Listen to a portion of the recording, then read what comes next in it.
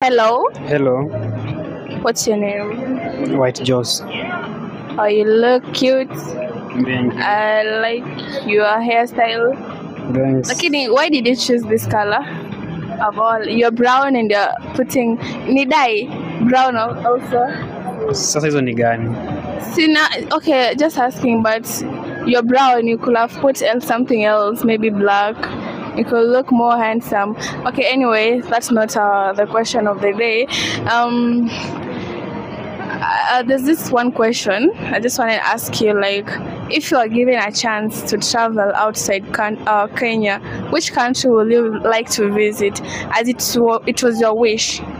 Pale Tanzania. Why Tanzania of all? Bongo, you want to visit Bongo? Yep. Well, Bongo kuna kutamani, like unatamani Bongo, mbona? Napenda ngoma zao. Ngoma, sababu ingine? Madem. Nilijua wanaume wa Kenya hamwezi kosa kutaja warembo wa Tanzania. Okay, anyways, sizi kata warembo wa Bongo ni warembo hivyo. And if you visit Tanzania, artist mgani ungetamani kupatana naye?